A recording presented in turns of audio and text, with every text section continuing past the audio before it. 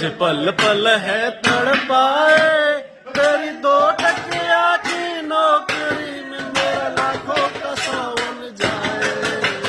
हाय हाय ये मजबूरी।